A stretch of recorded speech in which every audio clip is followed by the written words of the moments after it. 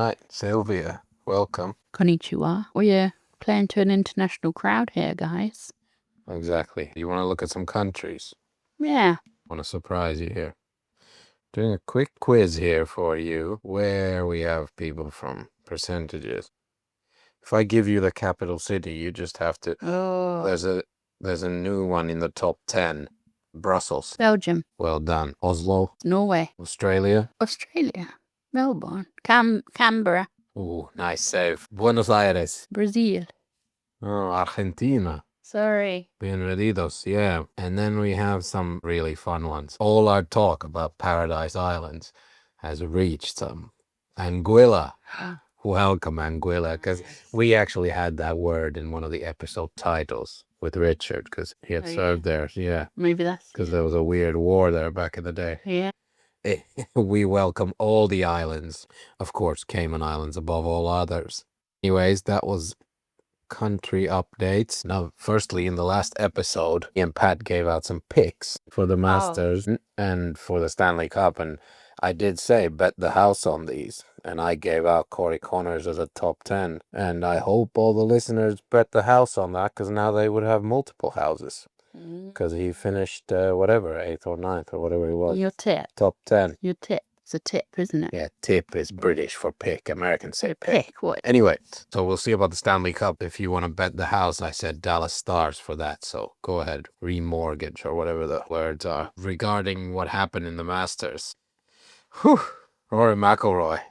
He's just... I have to say that now the whole, all the sports news all around the world are talking about how he finally did it. And finally got the monkey off his back. And I'm somewhat happy for the guy because he seems like a decent person. But what nobody's saying is that that was an absolutely awful performance. At no point did he deserve to win that. I think he's a man with low self-esteem. Well, he's a choker, what we call it in sport. He tried to give it away, so he would hit. He didn't feel like he deserved it. And it was insane because he would hit one of the he would follow the greatest golf shot you've ever seen. He would follow it by missing a 2-foot putt. Those nice curvy ones. Do you mean? Yeah, well, he hit a nice curvy golf shot that was unbelievable. Maybe one of the greatest televised golf shots ever, and followed it up by missing the putt, and it was embarrassing. I think this performance didn't deserve, because now you see what he did is he put himself in a club of that only 5 people have ever done. 3 of them are old dead white guys who are black and white pictures, but whoever they are, Ben Hogan, Gene Sarazen or whatever, and then it's him, Tiger Woods, and Jack Nicklaus. So yeah, and that performance, the shame, I'm happy for him that he got it, and I'm happy about who he beat, because he beat one of them boring white guys sponsored by a bank, one of those people who I've always hated in golf, who would just give it a boring reputation and a bad name, and who add nothing to the product on television. Justin Rose. Oh yeah. Yeah, so just a boring old British white guy, and I'm happy it was Rory over him, but just that performance, he shot over par in a round where the people chasing him were all 5, 6, 7 under par. And so it was just a disgusting round of golf, featuring some of the most amazing moments. Overall, as a viewing experience, I've never seen a better golf tournament. It was incredible. Maybe Tiger's win in 2019, actually. That one I also watched. Yeah, that was cool. Yeah, so I guess congrats. Let's talk about the adverts during the Masters. We had some American ads. Were there any erectile dysfunction? Because that's often, or is that more NFL? Yeah, that's more for the NFL. For golf, it's a lot of premium advertising. It's a lot of financial institutions, posh things, watches, financial institutions, things like that. Because golf is this prestige sport. Oh, and it was the Bank of America. Oh yeah, I'll tell you about that in a second. But your point about erectile dysfunction is a good point, because American TV advertising is massively skewed towards big pharma. So it's all pharmaceutical ads. Yeah, there was one. So you said Bank of America. They were running constantly the Bank of America ads, and one of them, it was this 14-year-old golf prodigy. His name was Tommy Morrissey. And I was thinking, wait, who is this guy talking? Doesn't sound like a very good actor. Well, it's because he was only 14, and they filmed him he had a beautiful golf swing, a better swing than I could ever imagine. And then they pan out in the shot and he only has one arm. Yeah. Him, I saw him. Yeah, fuck him, right? Jesus. No, not fuck him. Imagine how easy his life is going to be with that kind of golf swing. He's never going to go through some of the troubles that I've got through. Have you done the HR training I put you on? Because this doesn't feel like you have. Yeah. Oh, good for Tommy.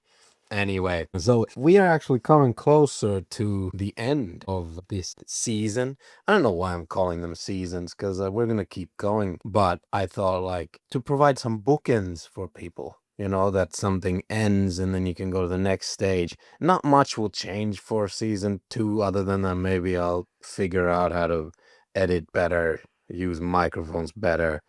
Hopefully it grows when we get guests.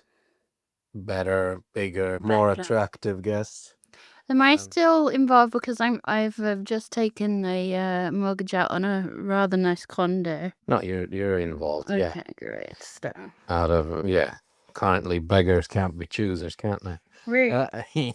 So anyway, with that, I wanted to say we would love to hear from the listeners. First of all, a little update. This thing is only 16, 17 episodes in, and there are already literally hundreds of you, and not for every episode and not every day. There are spikes, there are lows and highs and lows, but if you're out there, first of all, anyone listening is a friend of mine, and I always want to hear from my friends. We need more feedback like one that I'm about to read that are like constructive and interesting. And just if you think this doesn't apply to you, then it's exactly you that I'm talking to. Just send in something to talkingasspodcast@gmail.com, because as I said, this season is coming to an end, and mainly that just means starting a new one, probably without any kind of break. It means that we have an opportunity to change everything. We could change the whole concept. For example, we'd love someone to send us intro music so we don't have to use stock music. If everyone hates the silly episodes with jokes and just wants to hear serious conversation, then we'll stop that. Or if everyone loves the silly ones and don't want to talk about whatever it is, autism or the war in the Middle East, then we'll just do that stuff. So send it in, talkingasspodcast@gmail.com. Whatever you want to hear. If you have friends you think would fit on the show because they know about something interesting or whatever, send it all in. We want to hear from specifically you who are listening right now. And review and comment and all that, whatever. Like and subscribe. Yeah. So, regarding feedback, obviously the vast majority, I mean, they are the most listened to episodes, not by that big of a margin. Like other episodes have been surprisingly doing well, and then others that I thought were interesting to do have not gained as much. But the most listened to ones are the Middle East ones, and the feedback that comes in generally, a huge percentage is related to those. And I'm trying to space them out a little bit. But here's one that came in recently that's very good. Or, I mean, felt good to me, I guess, because it's a positive one. But this one's from R. Do we want to assume male or female? Rhonda. All right, so this one's from Rhonda. Dear Daniel, full name. Whoa. Whoa. Dear Very Daniel, terrible. From the episodes I have listened to, you're a great host. It's super cool how you change your accent depending on whether you're speaking with an American or British guest. Sorry. Well, you don't think so? No, I do. But it's quite funny. Your language skills are amazing. Whatever. Specifically about the Gaza episodes, I have to say they were amazing for several reasons. Firstly, Yoni truly sounds like an incredible person. I was really moved listening to him. I'm not even sure why it hit me so deeply, but hearing about his decision to come to Israel and fight for the Jewish people here, as the Israeli person, I see, rather than staying in the places he grew up in, felt almost surreal. By the way, the same goes for you and your decision to come here. Very touching and deeply appreciated. When you talk to him again, please send him my gratitude and appreciation. Second, I was genuinely surprised by some of the things you said. I remember some of the things you said right after October 7th, and it feels like your perspective may have shifted a bit, and I'm really glad if that's the case. Right, this is someone who has listened to my other appearances in something. That said, I still felt like when you spoke about some of the progressive people around the world, there were a few moments that made me feel like you're still holding on to some views that, in my opinion, might be worth rethinking. Ooh. But of course, that's just me and my personal views. Anyway, I really enjoyed the podcast. I'm looking forward to the third episode with Yoni to hear more of your thoughts and experiences. Keep up the great work. Thank you. Amazing email. Tickles me just in the right bits. Oh. But regarding the opinions that I may or may not hold on to, we've covered it before on this show that I don't hold any opinions. I just explore thoughts, and my opinions can go wall to wall in one day. I think if they listened to your previous appearances, they probably saw that you were still working out what the hell's gone on in the world at that point, and it probably was more raw. Yeah. Plus those early ones. My early appearances on other shows, I had not dealt with the topic for 10 years myself, especially not in public. So anyway, lots of emails or other comments still about the Middle East episodes. That's fine. Just in case you haven't noticed, there have been about 10 episodes released since. So maybe everyone could stop wanking over the war already and like Learning your tarot. Ugh, that too, Jesus.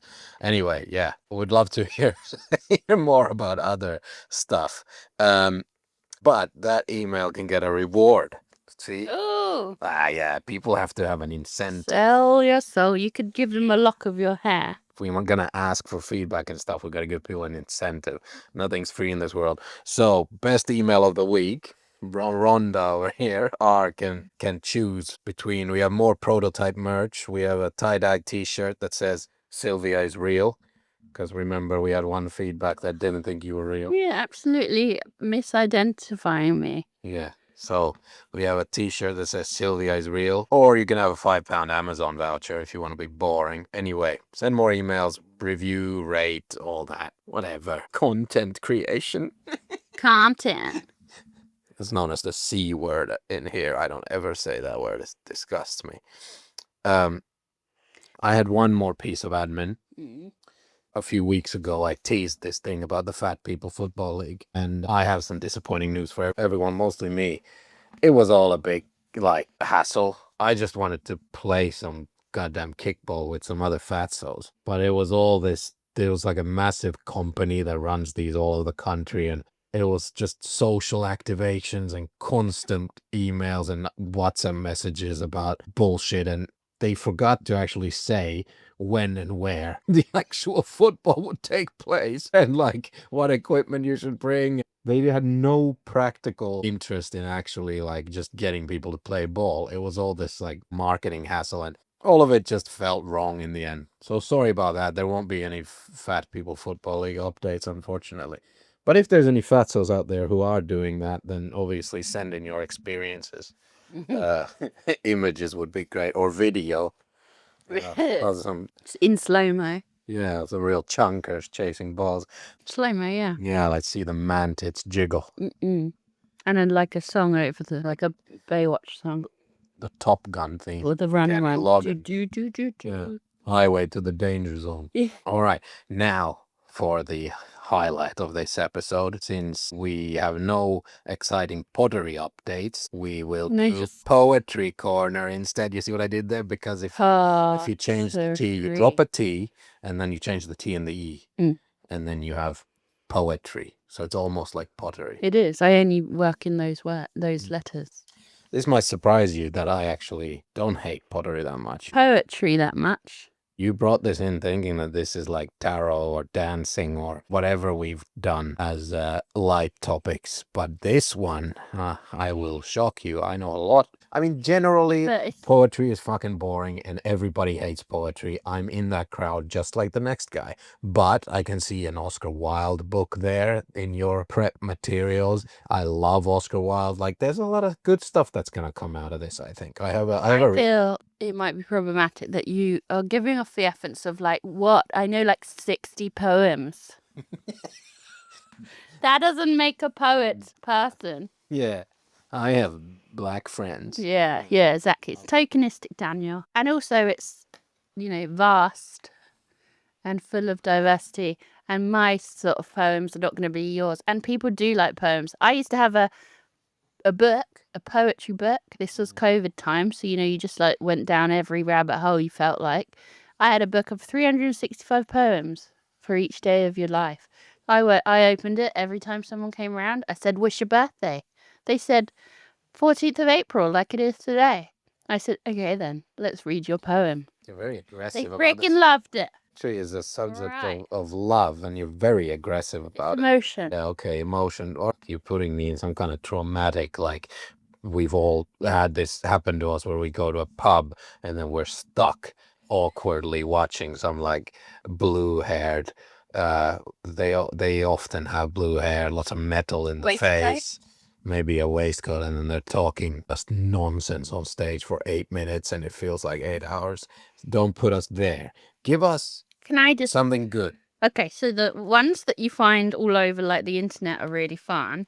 These are called suspense haikus.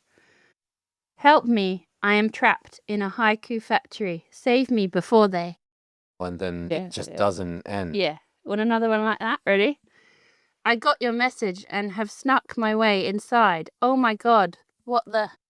Okay, well, what? Do these just annoy you? Yeah. Okay. What about like a Suspense. nice limerick? Like there once was a truck driver named Hunt, and he wanted to go to the gas station and find some cunt. What if? No, you can't say the C word. The point is you don't say the C word in that one. Oh. Stupid.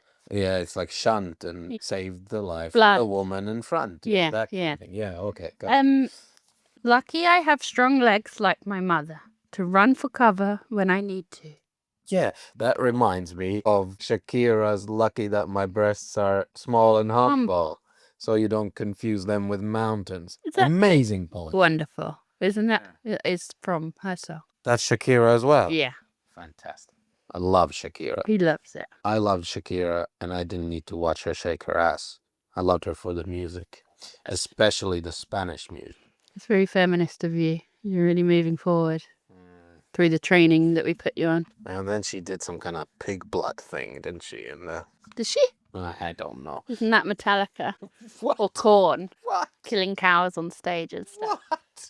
No, first of all, you've seen Metallica live, and how many? They weren't as scary as I thought they would be. Yeah, they're like lovely Korn, though, they would do it. old men who play amazing music. Or like eat a bat like Black Sabbath. That was Ozzy, first of all, already solo. He was out of Black Sabbath by then. That was Ozzy solo. Eating a bat, And for sure. definitely not. He bit the head off.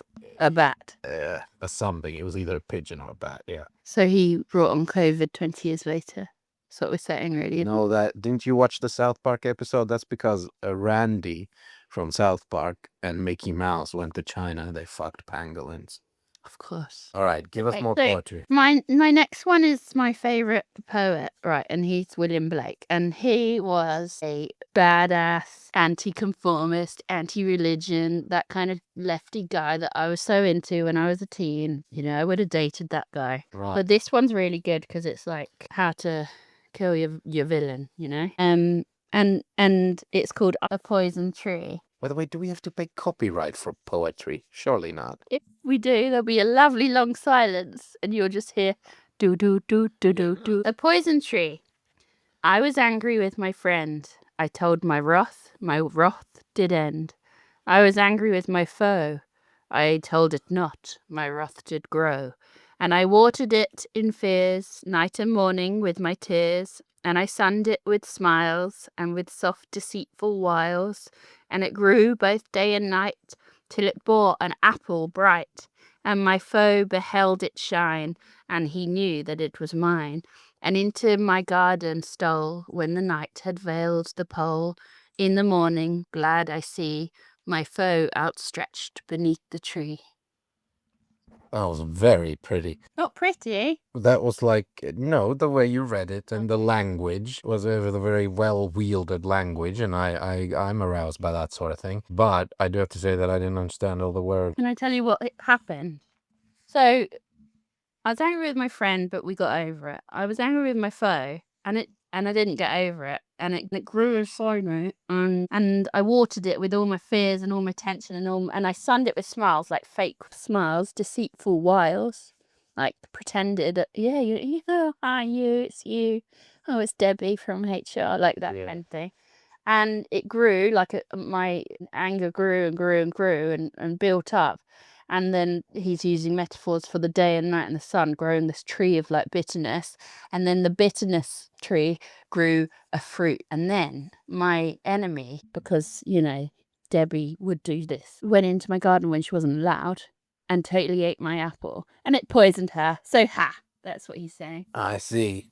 So the vindictive little fucker. It's really cool. Yeah. And then he's got other ones like that are like, everything was okay until religion came along. Which style of poetry is this? It's I don't know. I mean, he was a radical poet at the time. Yeah.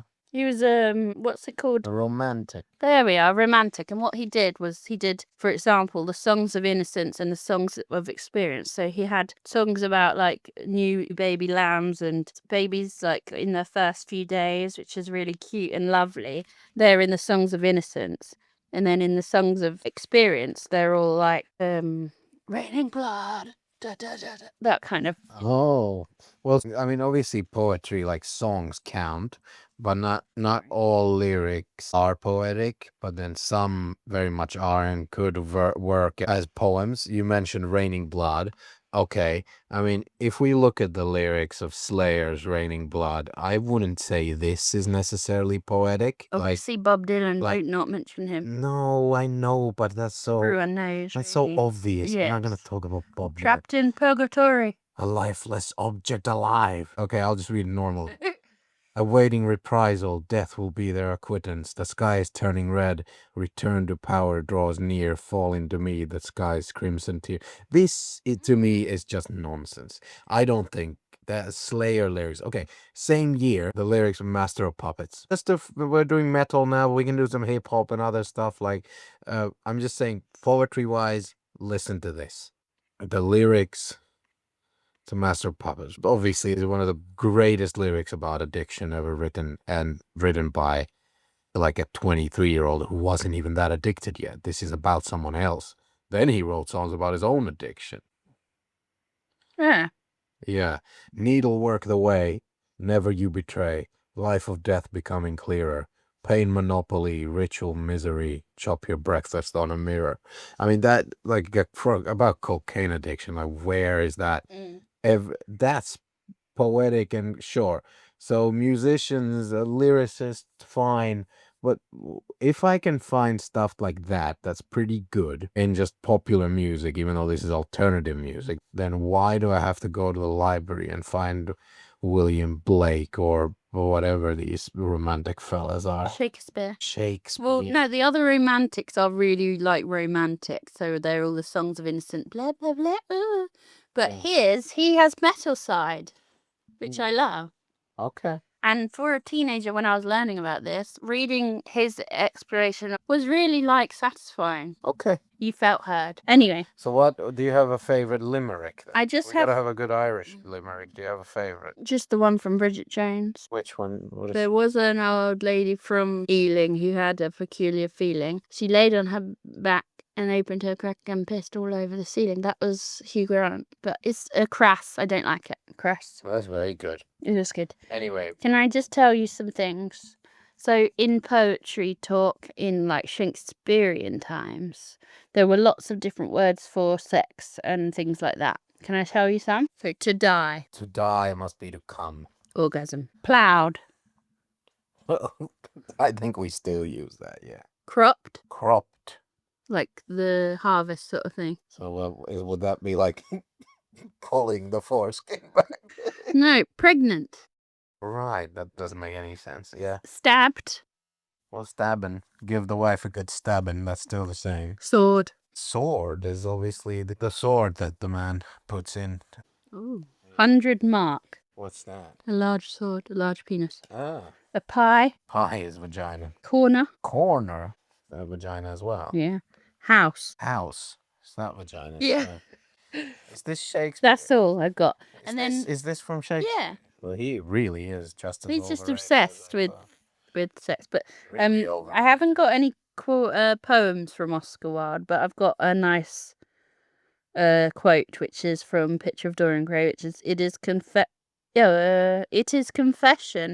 not the priest, that gives absolution. That's very see he's great. Can we do another? Pick a nice one that you want to do, like an author that you really like. Do you want the cat poem and the tea poem, or do you want the feminism ones? Death? We just promised we wouldn't make this like that pub that we've all been stuck in, so we're not doing any feminism. Oh, you're gonna do Fluffy, aren't you? Oh, the cat's pretty, cat's meow meow. Yeah, cute cats. Give us a poem about cute cats. Boring. I'm joking. It's called Quite Endearing. There. Quite endearing. Love poems by cats. I really like that you call me Kitty even after all these years. But when you call out, hey Kitty, here Kitty, Kitty, kit cat kit, I really wish that you'd respect your elders and shut the hell up. Is that good? I don't get it. I don't get it. Why is the cat older than the human? Because of her cat ears, and also she's just, you go get in the cat. I get it. Cat years, I get it. So, no, but it still doesn't make any sense. She wouldn't have accumulated. Even in cat years, she wouldn't have caught up to the human. But in cat attitude, they are superior. I understand that you're a bit more of a dog person. Well, I'm happy there was some stupid poetry that I can disagree with, because that was shit. I didn't like that one. Now, I think we finish with death on a positive, on an optimistic note. By the way, still James Hetfield is taking the cake here. I mean, James Hetfield is winning this so far. Right. I did a really short one. Death stands above me, Walter Savage Landor. Death stands above me, whispering low. I know not what into my ear. Of his strange language, all I know is there is not a word of fear. See, some poetry just is boring. Like, there, again, on that topic, I'll take the metal guys on the topic of death. You know that some people can be really poetic with just one line. And especially country and folk singers are really good at this. I mean, this is in lots of songs. At least Toby Keith comes up, and I think it's in Bob Seger as well. But you know this phrase, wish I didn't know now what I didn't know then. It's like a classic country and folk line in a song of regret. That's just very poetic in one sentence, right? Yeah. And then you have people like me, like modern urban poets. I often say things like, when someone agrees with me, I say, great minds think alike, and sometimes inferior minds get lucky. You know, what style of poetry is that? Because that is very fucking good, even if I say so myself. Arrogant poetry. Arrogant. Yeah. So on my Wikipedia page next to William Blake, it will say he was an arrogant poet. Yeah. Yeah. Yeah, and also I like to, when you play around with language, like I never say the word university. It's always university. Yeah, that's a good one. Or I really appreciate her personalities. Terrible. Yeah. Okay. Thank you, Sylvia, for Poetry Corner. This was great. What we have to look forward to on Sunday, I have decided it will be ending season 1 of this thing. We have a conversation with a schizophrenic. Yeah, she was fantastic. I'll tell you this right away, everyone, that it's not going to be as long as it needed to be. I could have sat with her. Like, she was on it, and she was good, and she could have done an hour and a half, and we could have gotten way deeper into all these hallucinations and delusions and stuff. But in season 2, I already have some ideas. A number 1 teaser that I can reveal is we're gonna do chocolate. Because we've done these sensual things. I am gonna get a chocolatier on to talk us all real sensually through. And there is also a person who was like a consultant in the heart of darkness in Africa and stuff. So same person might be able to talk us through some whatever Congo stuff and all that. And then we might have a hip hop producer. And that's impressive because I'm white. So, even knowing one is pretty cool, eh? Indeed. And what else? There'll be more AI. We'll get hopefully an AI update from Matt for season 2 and things of that nature. And yeah, send in ideas, music. Always interested in an intro jingle or something, or a transition jingle or whatever you got.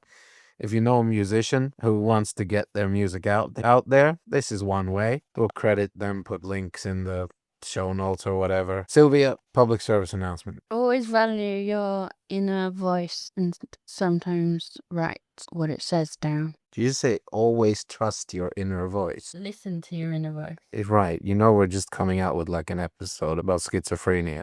So it's not... No, and that voice. I mean, that voice you got to become friends with, I think, in your head. Okay. I'm going with next time I give out a top 10 Masters pick, remind me to bet at least my own house, if no one else is betting the house.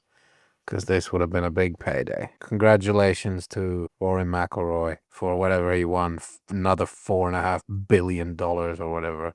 And he's probably going to go to the Saudi League now and never be heard from again. Maybe he can afford to get some trousers that actually fit him. Exactly.